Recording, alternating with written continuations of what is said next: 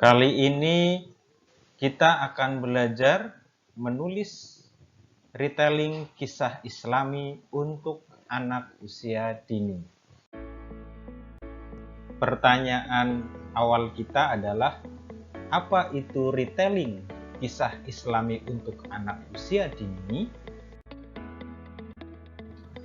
Secara sederhana, retelling bisa kita artikan sebagai suatu kegiatan membuat tulisan yang menceritakan kembali atau menceritakan ulang tentang kisah Islami yang sudah ada, dan dalam menceritakan ulang itu disesuaikan dengan pembacanya, yaitu pembaca anak usia dini.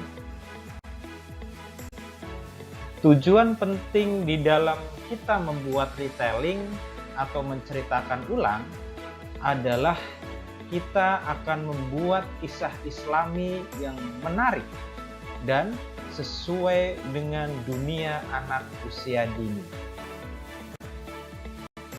Dalam konteks menulis retelling kisah Islami untuk anak usia dini, maka saat kita mau menulis retelling harus memperhatikan 3 prinsip penting berikut ini. Prinsip penting menulis retelling yang pertama adalah menulis retelling haruslah menarik. Prinsip pertama ini menegaskan bahwa tujuan utama kita melakukan retelling adalah untuk menuliskan kisah Islami yang menarik dan sesuai dengan dunia anak usia dini. Aspek menarik ini biasanya bersumber pada alur cerita di dalam retelling yang mampu menghadirkan jalan cerita yang menarik untuk anak.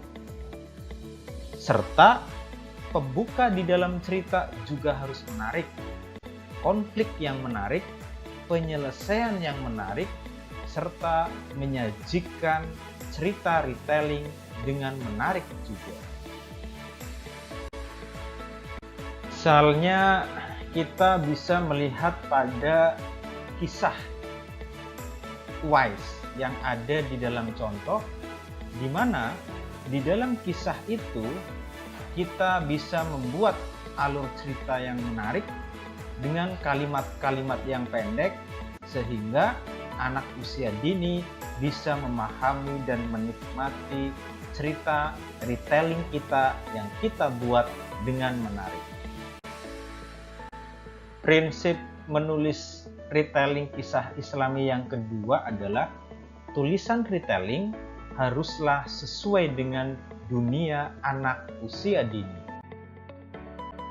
Prinsip yang kedua ini menegaskan bahwa menulis retelling kisah Islami anak usia dini, sekalipun tujuan utamanya adalah untuk menghadirkan kisah Islami yang menarik, tetapi kisah-kisah Islami yang di-retelling biasanya harus disesuaikan dengan perkembangan anak usia dini.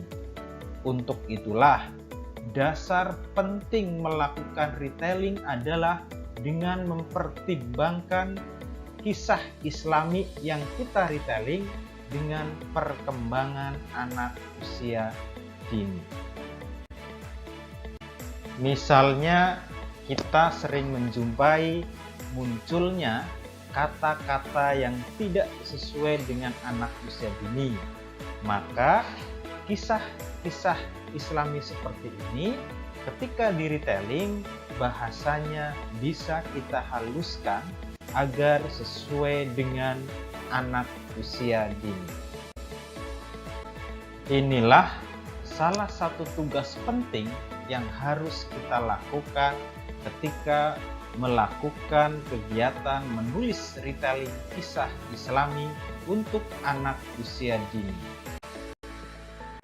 Prinsip ketiga yang harus kita perhatikan adalah retelling yang kita tulis tidak boleh mengubah hal-hal yang substantif di dalam kisah Islami. Prinsip ketiga ini menegaskan bahwa sekalipun retelling itu fokus menceritakan ulang kisah-kisah Islami, tapi tidak semua hal di dalam kisah Islami itu harus diubah atau diganti. Pengubahan hanya pada aspek terkait dengan alur cerita dan penyajiannya saja. Sedangkan untuk sesuatu yang bersifat isi dan substansi, misalnya nama tokoh, inti cerita, tidak boleh diubah. Kita bisa mengambil contoh kisah Islami dengan tokoh Uwais, ya, kemudian dengan setting yang ada di Arab, maka tokoh Uwais dan setting Arab dengan berbagai kejadiannya tetap harus sama dengan aslinya atau tidak boleh diubah. Hal ini terkait dengan tokoh dan tempat itu merupakan sesuatu yang benar-benar terjadi seperti yang ada di dalam pandangan Islam, yaitu Al-Quran dan Al-Hadis. Semoga penjelasan di atas memberikan suatu gambaran yang jelas tentang menulis retelling kisah Islami untuk anak usia dini. Nah, di sini bisa kita simpulkan bahwa menulis retelling kisah Islami untuk anak usia dini adalah kita menulis dengan menceritakan ulang kisah Islami tersebut dari aspek bahasa dan alur cerita yang sesuai dengan anak usia dini. Sedangkan isi dan substansi dari kisah Islami itu tetap sama seperti dalam kisah yang kita retelling tersebut. Terima kasih. Semoga penjelasan belajar kita hari ini menginspirasi dan memberikan banyak manfaat.